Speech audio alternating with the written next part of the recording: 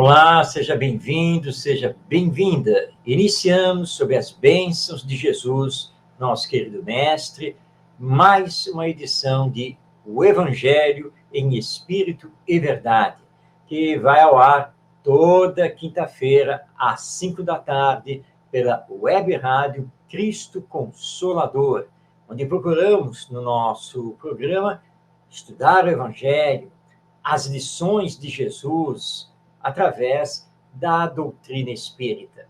Estamos ao vivo e, portanto, você pode participar enviando a sua mensagem, que teremos o maior prazer em receber, publicar e comentar.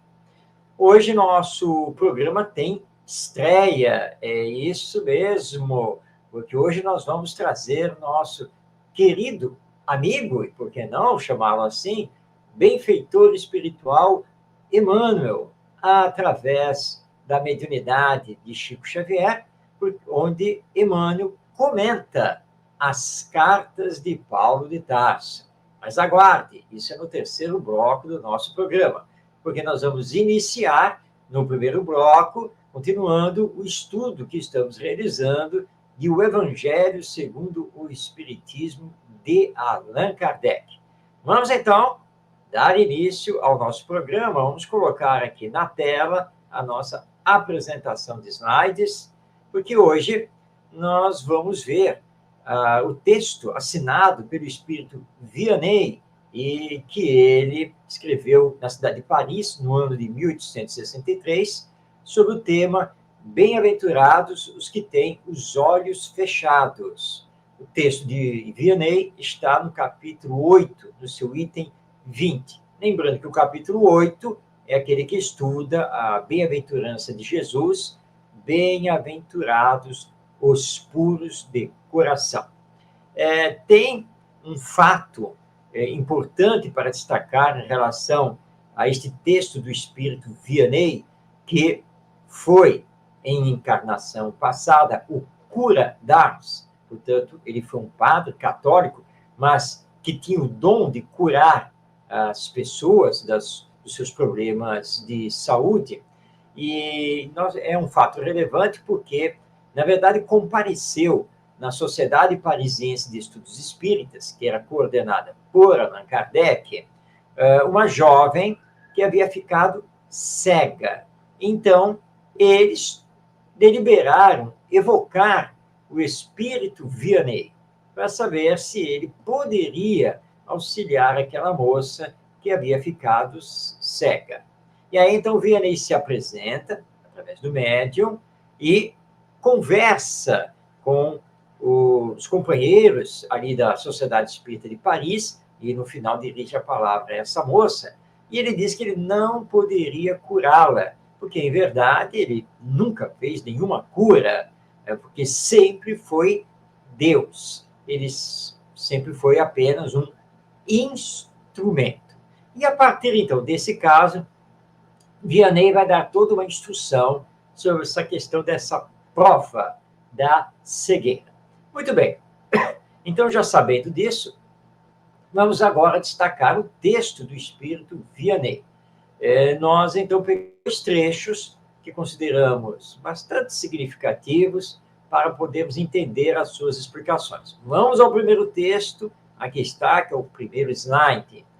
Diz, então, Vianney: nas vossas aflições, voltai sempre os vossos olhos para o céu, e dizei, do fundo do vosso coração, meu Pai, curai-me, mas fazei que a minha alma doente seja curada antes das enfermidades do corpo, que minha carne seja castigada, se necessário, para que a minha alma se eleve para vós com a brancura que possuía quando a criastes.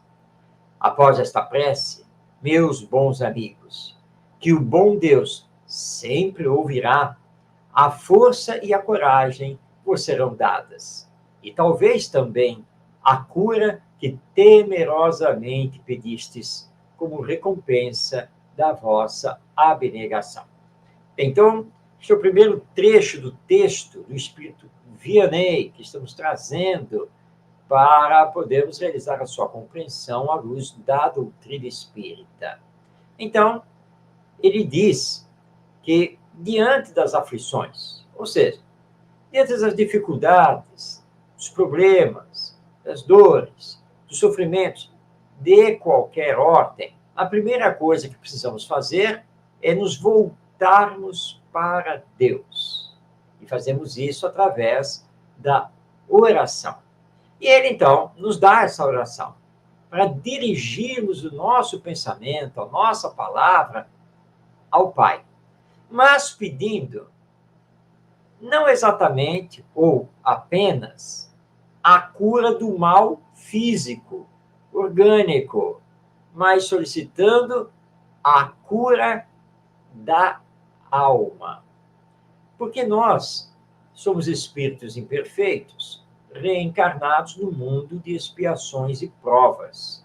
Portanto, como nos dizem os benfeitores espirituais, somos todos, neste momento, almas enfermas, almas em desequilíbrio, almas em processo de educação. Então, é isso que nós precisamos solicitar a Deus, que Deus nos dê forças para que possamos corrigir em nós as más tendências, vícios, paixões, porque o grande problema é de ordem moral e não exatamente de ordem física, material, orgânica.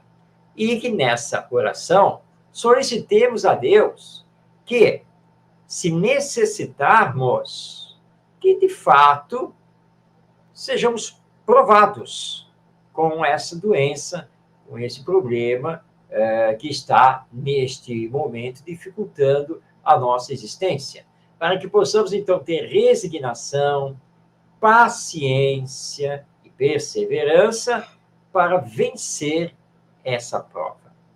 Vianney afirma que Deus ouvirá essa nossa rogativa e vai sempre nos dar força e coragem.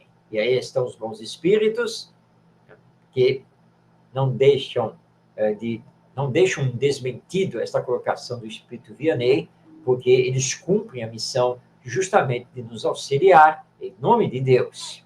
E ele diz que talvez, porque depende de cada caso, Deus até mesmo conceda a cura orgânica que estamos solicitando. Então, tudo depende da justiça divina. Nem sempre podemos ser atendidos. Muitas vezes, aquele problema orgânico faz parte da nossa expiação, da nossa necessidade de regeneração e evolução. Mas Deus nunca irá nos desamparar, nos dando força e coragem para continuarmos em frente. Na sequência do seu texto, Vianney vai falar agora, mais particularmente, a respeito da cegueira, da prova da cegueira. E ele, então, nos dirige as seguintes palavras. Ó, sim, bem-aventurado o cego que quer viver com Deus. Mais feliz do que vós que estáis aqui, ele sente a felicidade. Pode tocá-la, vê as almas, e pode lançar-se com elas nas esferas espirituais, que nem mesmo os predestinados da vossa terra conseguem ver. O olho aberto está sempre pronto a fazer a alma cair. O olho fechado, pelo contrário, está sempre pronto a fazê-la subir até Deus. Crede-me, meus bons queridos amigos, a cegueira dos olhos é quase sempre a verdadeira luz do coração, enquanto a vista é quase sempre o anjo tenebroso que conduz à morte. Então, agora, Vianney dirige palavras àqueles que estão enfrentando a prova da cegueira, seja de nascença ou por alguma doença ou algum acidente que ocasionou, então, a cegueira em algum tempo desta existência. E ele faz uma colocação É importante meditarmos, refletirmos sobre ela. Quem não enxerga, não está vendo diretamente, pelos olhos, a sensualidade, a beleza física dos outros e assim por diante. Agora, quem está de olhos bem abertos, esse sim. E ele lembra que o cego, ele tem muito mais possibilidade de aguçar a sua sensibilidade espiritual. Enquanto nós outros, que enxergamos, às vezes nos perdemos por causa de todas as coisas do mundo que estão à nossa frente. E nós sabemos que, ultimamente, temos nos perdido nesse campo da sensualidade e da sexualidade, da beleza física, de ter os bens humanos, materiais. E tudo isso nos leva, às vezes, de roldão e esquecemos da nossa espiritualidade. A realidade é que somos espíritos reencarnados. Então, na verdade, Vianney diz aqui que o cego é um abençoado. É um abençoado porque ele pode projetar de si mesmo a luz do seu coração. Ele pode exercer, muito mais do que nós, a meditação, o recolhimento do silêncio da alma, porque ele não tem as distrações do mundo à sua frente. Então, ao invés de se queixar da cegueira, ele deve agradecer a Deus, até porque ninguém é cego por acaso. Ninguém traz algum tipo de deficiência física por acaso. O acaso não existe. Tudo está ligado às nossas existências passadas e às provas pelas quais precisamos ainda passar para fazer conquistas de ordem espiritual. Por isso, no seu texto, o primeiro texto que nós vimos, Vianney diz que podemos orar a Deus para nos curar, acabar com essa nossa cegueira. Claro que podemos, mas não podemos esquecer da nossa oração de solicitar a Deus forças para curar a nossa alma.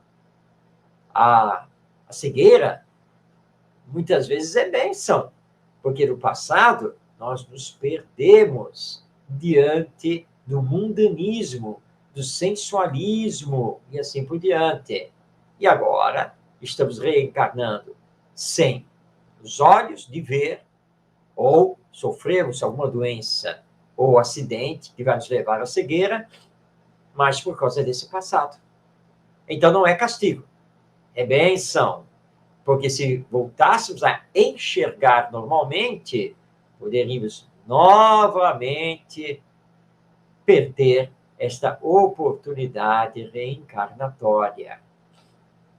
Então, trabalhemos a alma, ou o espírito que somos. E não nos preocupemos com a doença que estejamos carregando ou com a deficiência que estamos carregando. Deus sabe de nós. E Ele é perfeito, portanto, tudo que Ele faz também é perfeito.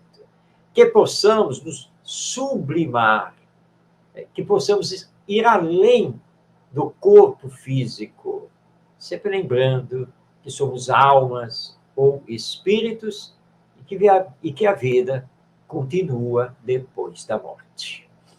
Muito bem, nós vamos, na semana que vem, dar continuidade ao estudo do Evangelho segundo o Espiritismo, já convidando você que veio aí nos acompanhando para se preparar para o capítulo 9. Bem-aventurados os mansos e pacíficos. Então, nós encerramos com esta mensagem de Vianney, capítulo 8, e semana que vem iniciaremos o capítulo 9. Mas agora, vamos ao segundo bloco, porque nós estamos acompanhando o livro Parábolas e Ensinos de Jesus, Caiba Schutel. Essa é uma obra muito importante, que todo espírita deveria ler e estudar. É uma publicação da Casa Editora O Clarim. Hoje, Caiba Schutel vai tecer comentários à luz da doutrina espírita sobre o Sermão do Cenáculo. Esse sermão foi dado por Jesus no último encontro que ele tem com os seus discípulos. Esse encontro ficou, por assim dizer, eternizado com a pintura de Leonardo da Vinci sobre a última ceia. Sim, aquele episódio em que Jesus reúne todos os seus discípulos, reparte o pão e o vinho, lava os pés dos discípulos e faz uma série de advertências e ensinos a eles. Então, Caiba Schutel vai comentar o sermão do cenáculo. Esse sermão está no Evangelho segundo João, no seu capítulo 14 e até o capítulo 18. Por isso, nós não fizemos a transcrição, porque o Caiba Schutel vai falar do sermão do cenáculo como um todo. Ele não destacou partes do sermão do cenáculo. E por falar no Caiba Schutel, vamos iniciar esse estudo passando a palavra a ele. É apenas um trecho desse capítulo no livro Parábolas e Ensinos de Jesus. Na sequência, vamos então comentar. Diz então Caiba Schutel, abrindo aspas, passando a palavra a ele. O sermão do cenáculo é tão importante, edificante e substancial quanto o sermão do monte. Este é a entrada do espírito na vida perfeita. Aquele é a força, a esperança e a fé para prosseguirmos nessa tão gloriosa senda. O sermão do monte é a prédica pública dirigida à multidão que, sequiosa da verdade, corria pressurosa a beber na fonte primordial os ensinos que lhes aclaravam o entendimento e lhes afagavam o coração oprimido. O sermão do cenáculo é o conjunto de conselhos, exortações e recomendações que Jesus dirige particularmente àqueles que, de fato, querem ser seus discípulos.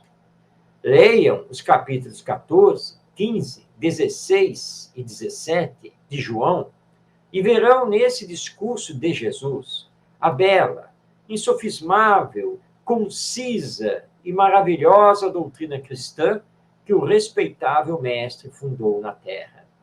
O lava-pés e a ceia não passam de símbolos, pretexto para a reunião, onde o mestre deveria exortar, consolar e fortificar seus discípulos, para que, com fé e coragem, resistissem às provas porque iriam passar com a tragédia do Gólgota.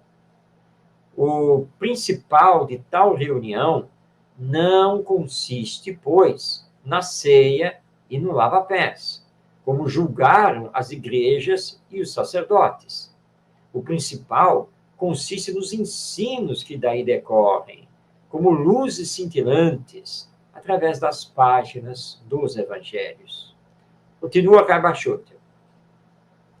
Depois de haver Jesus repartido com aqueles que deveriam cuidar da sua doutrina, o pão, que para Jesus simbolizava a mesma doutrina, e o vinho, que, como essência da vida, representa o espírito que há de vivificá-la sempre, depois de, munido de uma bacia e cingido de uma toalha, lavar e enxugar os pés de todos, em sinal de humildade e pureza d'alma, começa o seu memorável discurso com as doces palavras de resignação, conforto e esperança.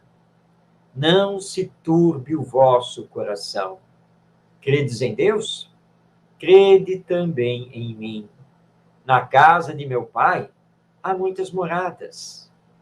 E prosseguindo em seus ditames, garante-lhes que nem ele, Jesus, deixaria de os assistir e proteger, como também, sob a sua direção, o Pai Celestial lhes enviaria o Espírito Consolador, cuja falange de mensageiros os auxiliaria na sua gloriosa tarefa. Jesus proporciona-lhes toda a sorte de auxílio, garante-lhes todas as bem-aventuranças, diz-lhes que continuaria a viver, voltaria, se manifestaria e lhes daria assistência por todos os séculos dos séculos. E encerra o seu comentário, Caibachute, com as seguintes palavras: faz ainda mais. Avisa-lhes que não se manifestaria ao mundo, porque o mundo não estava preparado para recebê-lo. Os homens não tinham os corpos lavados, quanto mais os pés para segui-lo. Garante, por fim, a seus futuros apóstolos o amor de Deus e acrescenta que tudo o que lhes havia dito fora com o assentimento do Pai, que a palavra não era sua, mas sim de Deus. Fechando aspas, essas são então palavras de Caibachuteu, no seu livro Parábolas e Ensinos de Jesus, comentando o Sermão do Cenáculo, ou seja, a última reunião, o último encontro de Jesus com os seus discípulos. Essa reunião ficou famosa por vários motivos. O primeiro, a ceia, com a repartição do pão e do vinho. Segundo, a cerimônia do lava-pés, para representar a humildade. Terceiro, a traição de Judas, porque é quando Jesus anuncia que ele seria traído e que ele deveria, de fato, passar por toda uma flagelação e se retirar para Deus, encerrando a sua missão aqui na Terra. Mas também é um outro fato que faz esse sermão ficar conhecido, é quando ele anuncia aos discípulos que, apesar de desencarnar, ele retornaria 3 dias depois, ou seja, a famosa ressurreição do Cristo, e continuaria com eles, para prepará-los para a missão apostolar de espalhar o Evangelho no mundo. Por tudo isso, o sermão do cenáculo, ele ficou conhecido. Mas, normalmente, nós estudamos esse sermão compartimentado, pegando passagens. Então, algumas passagens são mais conhecidas do que outras. E Caibachuteu, ele lembra aqui uma passagem que é importantíssima para dar esperança aos seus discípulos, para que eles nada temessem e soubessem que estariam sempre amparados no serviço do Evangelho. Ele, então, diz a eles: não se turbe o vosso coração. Credes em Deus? Crede também em mim. Na casa de meu Pai há muitas moradas. Então, primeiro, ele pede que creiamos em Deus, nosso Pai, que tenhamos plena confiança nos desígnios divinos e que possamos crer nele também, Jesus, porque ele é o Cristo, o enviado de Deus. E tudo o que ele estava ensinando, na verdade, partia de Deus e não dele. Por isso, nem podemos aqui afirmar que Jesus é o fundador do cristianismo, porque, na verdade, os ensinos vieram de Deus. Ele apenas os transmitiu, os ensinou a todos nós. E aí, ele também dá uma informação importante sobre as muitas moradas na casa do nosso Pai. Portanto, está aqui Jesus anunciando não apenas a continuidade da vida após a morte, ou seja, a imortalidade, mas também a reencarnação e a pluralidade dos mundos habitados. Tudo isto num único ensino. Por isso, o Sermão do Cenáculo, realmente, ele é muito importante, ele deve ser lido com atenção. Então, pegue depois o Novo Testamento, abra no Evangelho segundo João, vá lá para o capítulo 14 e leia por completo os capítulos 14, 15, 16, 17, pegando também um finalzinho, uma parte do capítulo 18. O Sermão do Cenáculo, o último encontro de Jesus com os seus discípulos. E vamos fazer este exercício de nos colocar no lugar deles.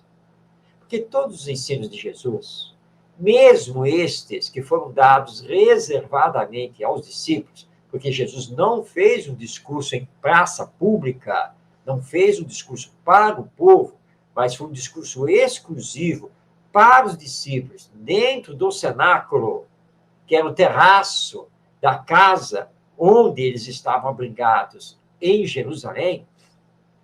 Mesmo assim, esses ensinos são para todos. Eles são atemporais, são para nós. Basta tirarmos os discípulos e colocarmos no lugar deles, ouvindo, então, Jesus falar para nós. Faça esse exercício. Vai ser muito importante. Opa, mil desculpas, programa ao vivo tem dessas coisas. Nós estamos transmitindo aqui no Rio de Janeiro e estamos enfrentando uma temperatura elevadíssima. Hoje chegamos a praticamente 40 graus. Só que o tempo já está mudando. E nós somos obrigados aqui a usar ar-condicionado. Depois tem que desligar o ar-condicionado, porque o tempo já está alterando e a temperatura já está começando a cair. E nos acontece, então, esses problemas aqui de espirrados. Ou tossirmos. Então, mil desculpas. Mas, então, não deixe de fazer esse exercício. Depois do programa, ou quando você tiver aí o seu tempo, aí no fim de semana, pegue o Novo Testamento e comece a ler o Sermão do Cenáculo a partir do capítulo 14 do Evangelho de João. E tente se colocar como se você estivesse sentado ali, ao lado, em frente de Jesus, e ouvindo ele falar para você. Isso vai ser muito importante para melhor compreender as palavras de Jesus e para melhor também colocá-las em prática. Nós fizemos aqui a leitura apenas de uma parte do texto de Caiba Chútil. Então, voltando aqui o slide, vale a pena também você pegar o livro Parábolas e Ensinos de Jesus para fazer a leitura completa do texto de Caiba Chútil, do capítulo sobre o Sermão do Cenáculo. Portanto, você já tem aí duas tarefas para realizar: a leitura do Evangelho de João e também o capítulo de Caiba Chútil sobre o Sermão do Cenáculo. Muito bem, vamos então agora abrir o terceiro bloco do nosso programa. E é neste terceiro bloco que temos a estreia que falamos no início do programa. Vamos aqui mudar o slide. Vamos trazer, a partir de hoje, o benfeitor espiritual Emmanuel, através de Chico Xavier, comentando as cartas de Paulo de Tarso.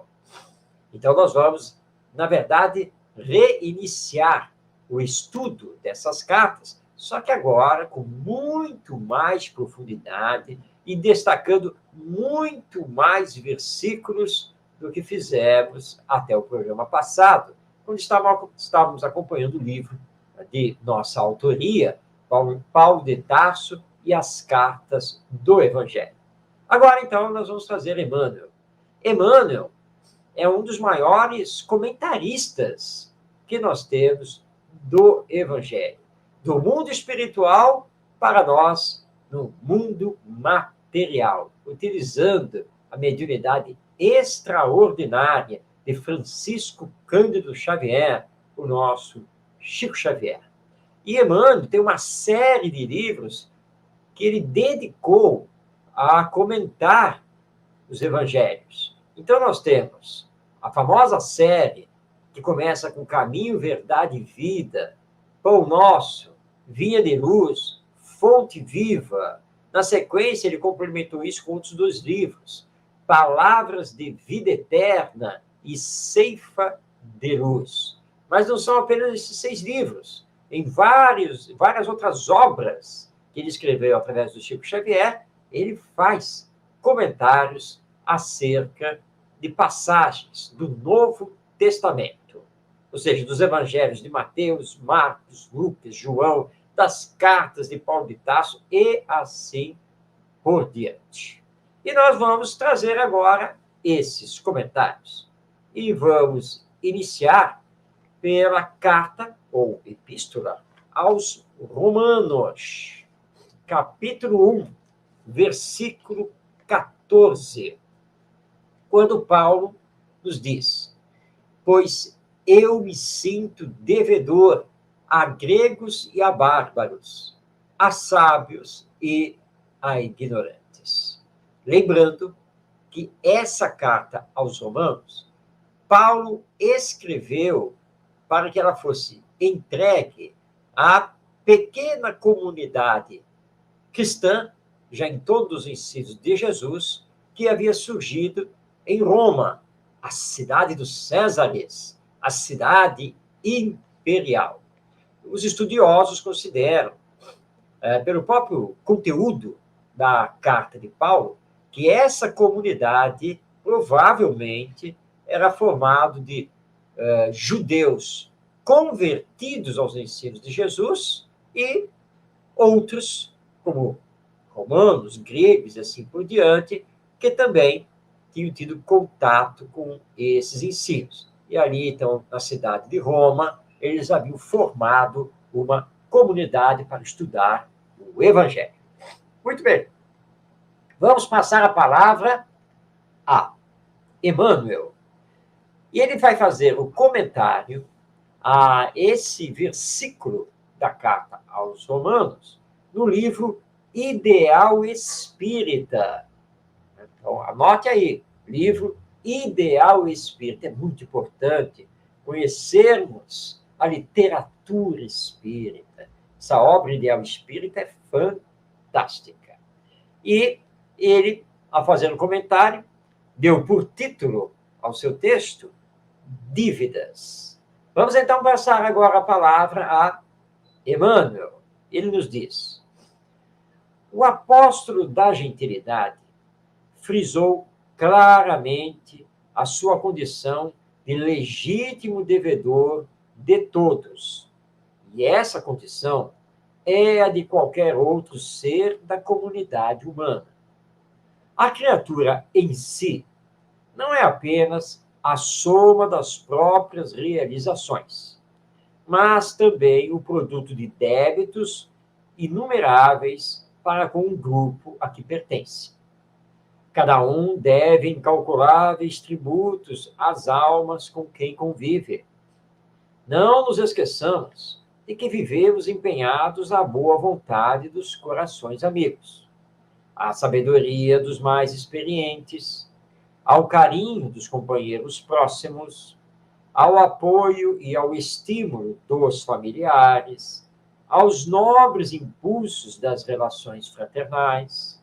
Portanto, pelo reconhecimento das nossas dívidas comuns, provamos a real inconsequência do orgulho e da vaidade em qualquer coração e a impraticabilidade do instrumento em nosso passo evolutivo.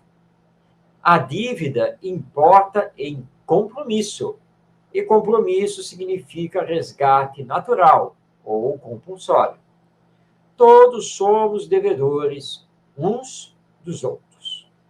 Se ainda alimentas algum laivo de superioridade egoística à frente dos semelhantes, lembra-te das dívidas numerosas que ainda não saldaste, a começar pelo próprio instrumento físico que te foi emprestado temporariamente.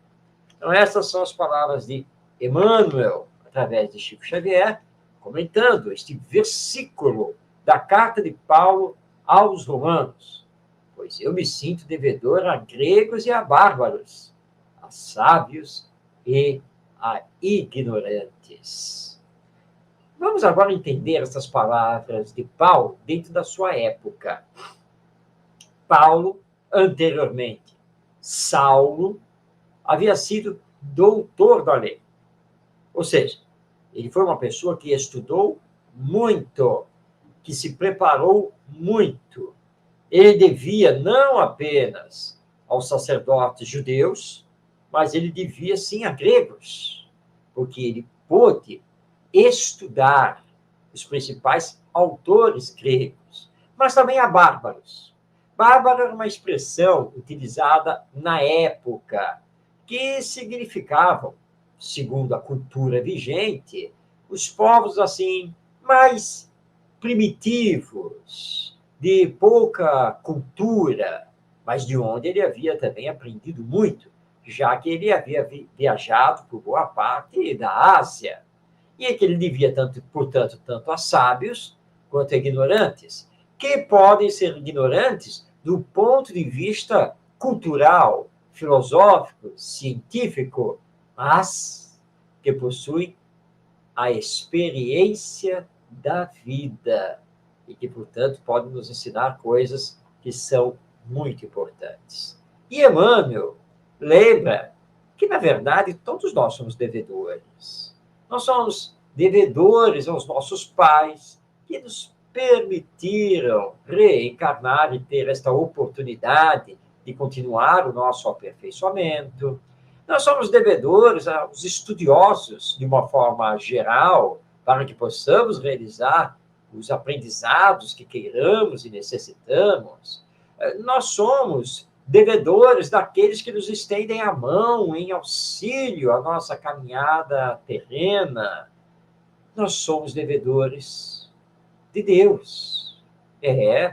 Somos devedores a Deus. Emmanuel lembra da dádiva do corpo físico, da dádiva da reencarnação. Todos somos devedores, porque todos estamos nesta caminhada de nos melhorarmos, de nos aperfeiçoarmos, para conseguirmos chegar mais rapidamente à perfeição.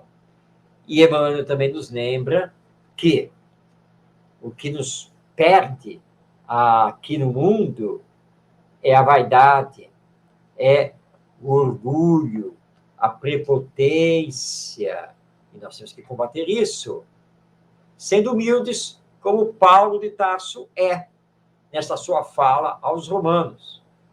Ele era Paulo de Tarso, o ex-doutor da lei judaica, homem vivido, experimentado, estudioso, dominava mais de uma língua, possuía cidadania romana, mas humildemente ele informa aos cristãos reunidos lá em Roma que ele, no fundo, nada mais era do que um devedor por todas essas graças recebidas e pela graça de ter recebido o Evangelho e podido, então, se transformar do homem da lei judaica para o homem da fraternidade e da solidariedade, o homem da lei de amor que foi trazida por Jesus.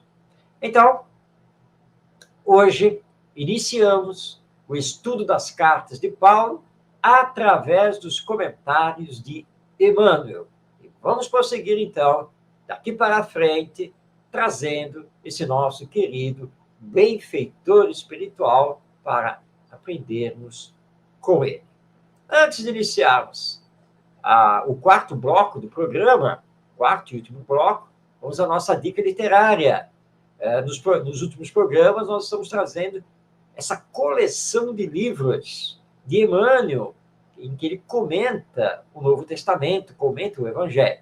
Hoje é a vez do livro Fonte Viva, psicografia também de Chico Xavier, publicação da FEB Editora, ou seja, da editora da Federação Espírita Brasileira. Não deixe de ler esta obra maravilhosa que é o livro Fonte Viva. Muito bem, vamos entrar agora na quarta e última parte do nosso programa, onde estamos trazendo a palavra de José Herculano Pires. Herculano Pires foi um grande estudioso do Espiritismo e do Evangelho. Viveu de 1914 a 1979. Fez uma obra belíssima no estado de São Paulo, principalmente na sua capital, onde ele participou da USE, a União das Sociedades Espíritas do Estado de São Paulo, do Instituto Espírita de Educação, da Rádio Boa Nova, do Clube de Jornalistas Espíritas, e assim por diante. Herculano Pires nos deixou mais de 40 livros, traduziu as obras de Allan Kardec e revisou a tradução de toda a coleção da Revista Espírita. A sua obra é muito respeitada.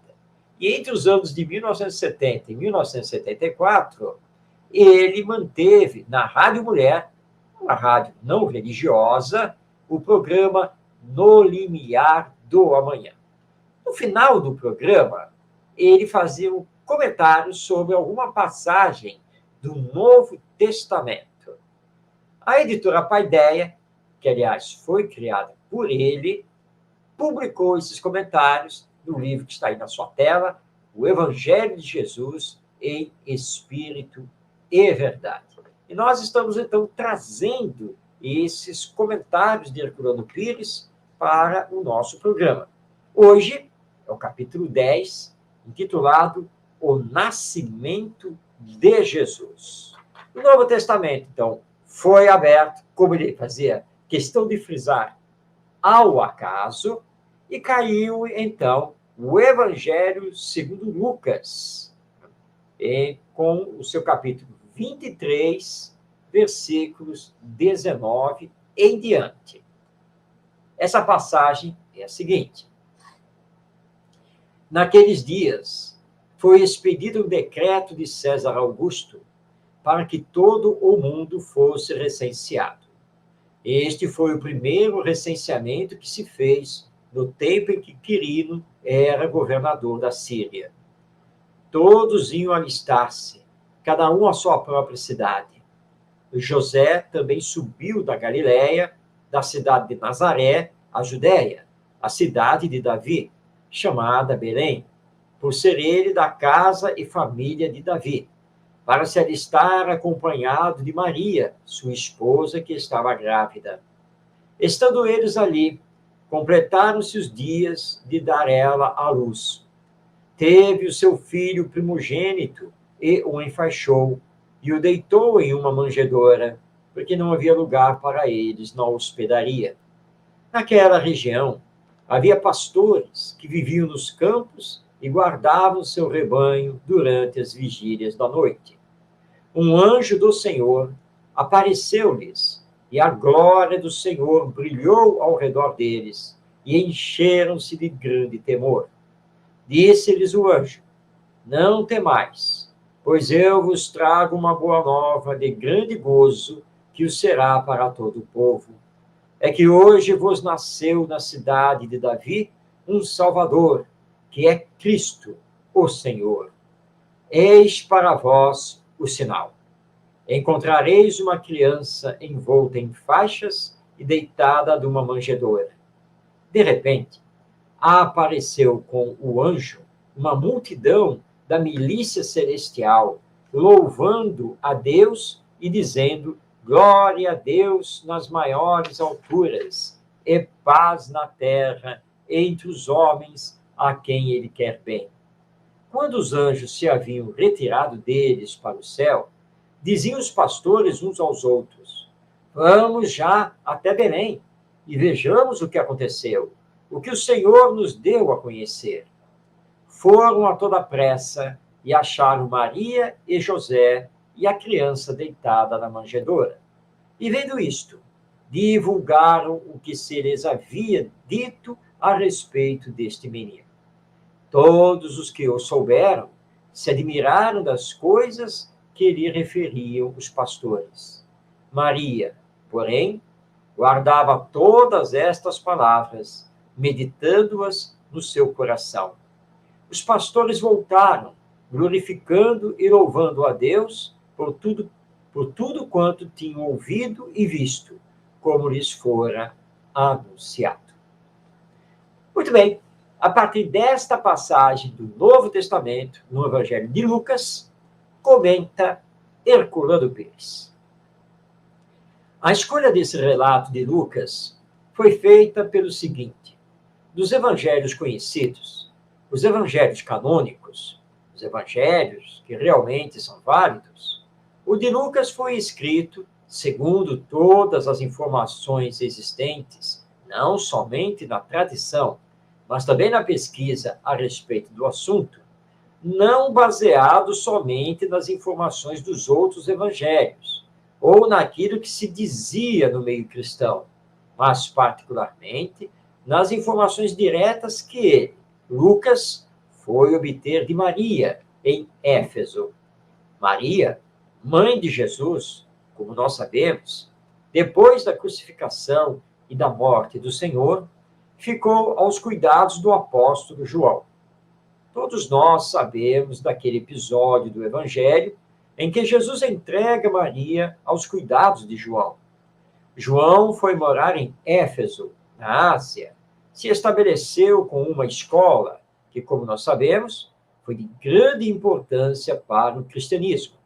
Uma escola em que desenvolvia o ensino evangélico e preparava as criaturas para o exercício da pregação, ou seja, para o ministério da palavra, como se diria mais tarde. João levou Maria consigo. E Maria, de acordo com as informações, por exemplo, de Emmanuel, nós podemos ver essas informações em Paulo e Estevão, passou a morar, esta é uma informação até bastante poética, numa casinha à beira-mar, voltada para o mar.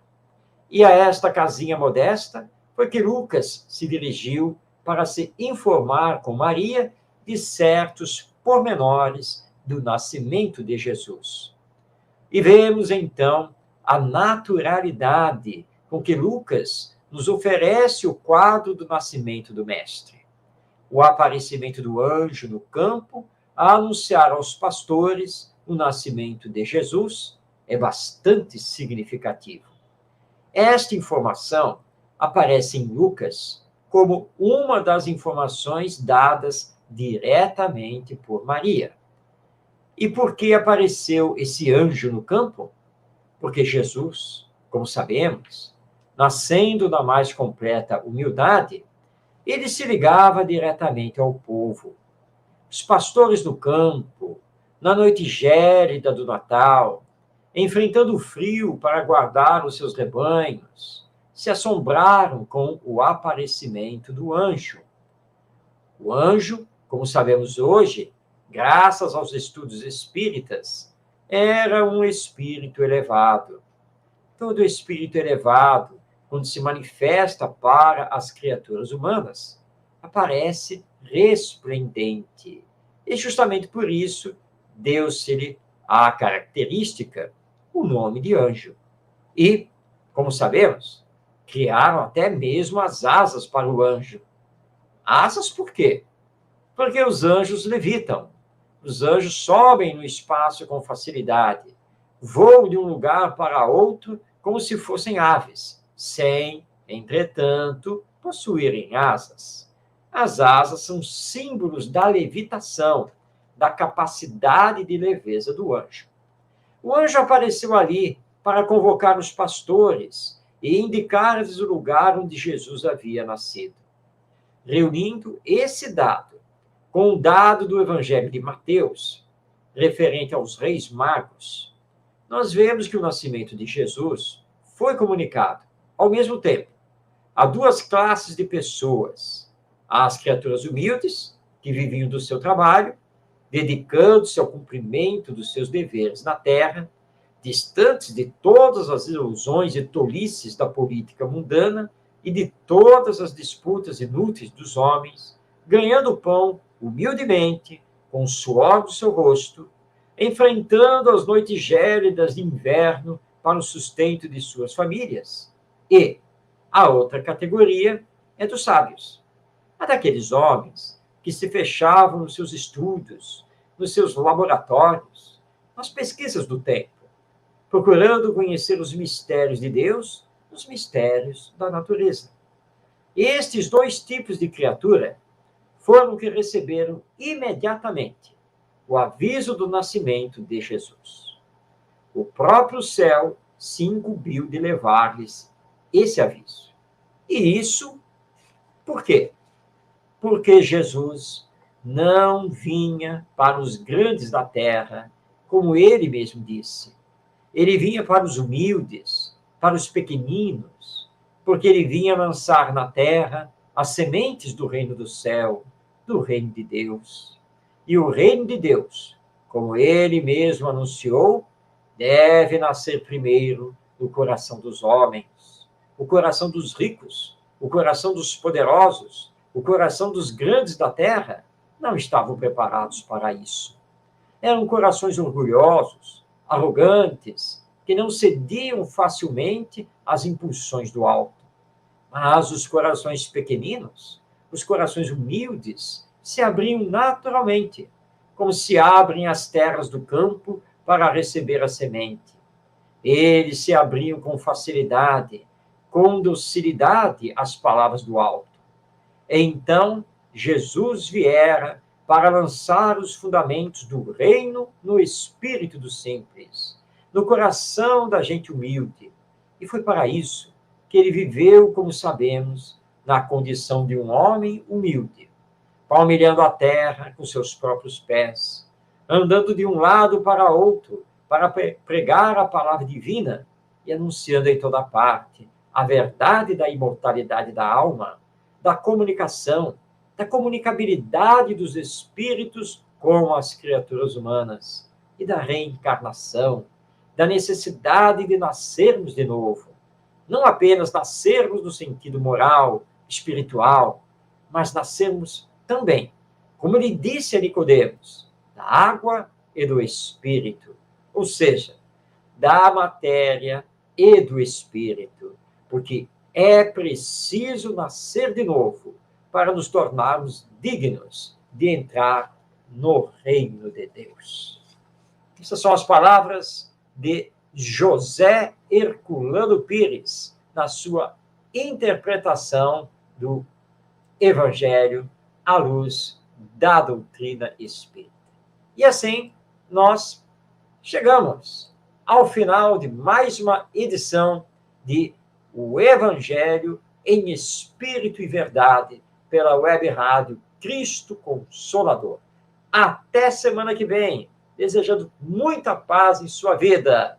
E você pode assistir todas as nossas edições no canal do YouTube da Web Rádio Cristo Consolador. Um grande abraço a você e até nosso próximo encontro.